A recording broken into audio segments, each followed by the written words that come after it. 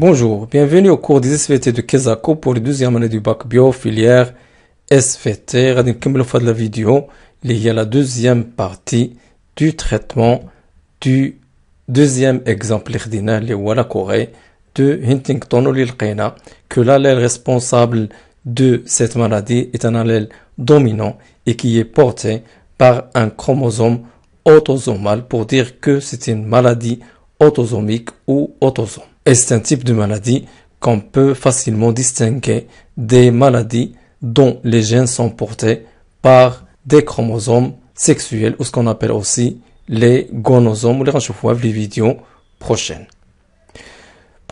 La troisième question, calculer la probabilité pour que l'individu 4-2, c'est-à-dire l'individu, soit atteint de la maladie, sachant que toujours on a l'allèle responsable de la maladie de Huntington est l'allèle dominant. Deuxièmement, le gène est porté par un chromosome autosomal et il n'a aucune relation avec les chromosomes sexuels, que ce soit X ou Y. De la même façon, les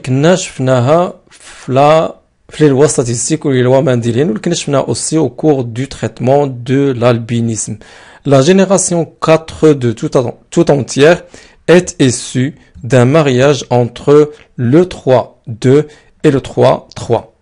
C'est-à-dire l'individu numéro 2 de la génération 3 qui est un mâle et la mère qui est le numéro 3 de la même génération. De la même façon et le même schéma اللي كنا كنديرو في les lois statistiques. Premièrement, غنحطو les phénotypes, deuxièmement les génotypes et troisièmement les gamètes. وغنجمعو les gamètes باش نخرجو 4-2.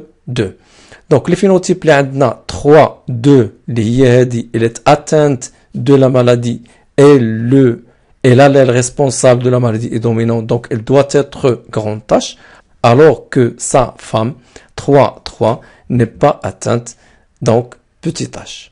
Les génotypes اللي عندنا 3-2 كنا خرجنا من قبل ولقيناها hétérozygote grand H petit h, alors que 3-3 n'est pas malade et de ce fait غادي يكون عنده les deux allèles récessifs, donc il est homozygote.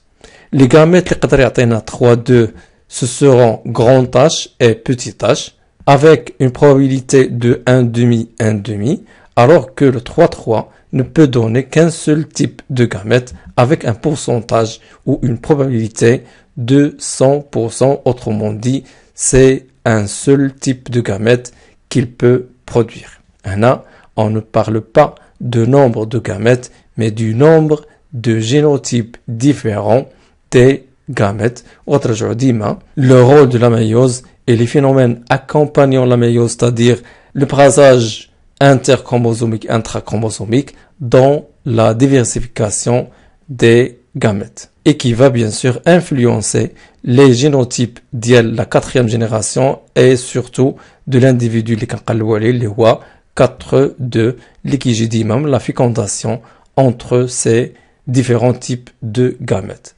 Madame عندنا le 3-2 عطانا deux types différents de gamètes, خصنا ضروري نديرو l'échiquier de croisement. وفهاد l'échiquier وهاد l'échiquier كنصاوبوه de la même façon اللي كنا كنشوفوها في les lois mendéliennes. 3-3 كيعطيني un seul type de gamète alors que le 3-2 عطاني deux types de probabilité égale 1,5. وهنا عندي 100%, c'est-à-dire 1. Les zygotes, il y a deux types de zygotes représentés par les deux cases. La première case raconte le génotype de l'œuf ou de l'individu issu de cette fécondation. Ce serait hétérozygote, grand H, petit h, avec un phénotype atteint ou malade, c'est-à-dire grand H, et une probabilité de 1,5. Alors que le deuxième type de génotype, ce serait petit h, avec un phénotype petit h et une probabilité de 1,5. Pour répondre à la question, quelle serait la probabilité pour que l'individu 4-2 soit atteint de la maladie? L'échiquier de croisement qui bélie une seule case, qui fait les individus atteints et qui est représenté par le phénotype grand H, le génotype grand H petit h et la probabilité 1,5. Et de ce fait, la probabilité pour que un individu où un membre issu du mariage ou de l'accouplement entre 3,2 et 3,3 soit atteint de la maladie de Huntington est toujours de 50%. L'IA, la case le grand H comme phénotype et l'hétérozygosité concernant le génotype. Donc, faites les vidéos, les 4 vidéos, درنا 2 types de maladies, les qui se ressemblent dans le fait qu'ils sont des maladies autosomes, c'est-à-dire que ce sont des maladies dont les gènes sont portés par des chromosomes autosomaux, mais la différence entre l'albinisme ou la maladie de Huntington concerne seulement la nature de l'allèle responsable de la maladie. L'albinisme, un allèle récessif, alors que pour la maladie de Huntington, l'allèle responsable de cette maladie est un allèle qui est dominant. Dans la vidéo prochaine, on va un deuxième cas d'étude qui va concerner maintenant des maladies héréditaires dont les gènes sont maintenant portés par des chromosomes sexuels, que ce soit X ou Y. J'espère que cette vidéo vous a été utile et à la prochaine vidéo, Inch'Allah.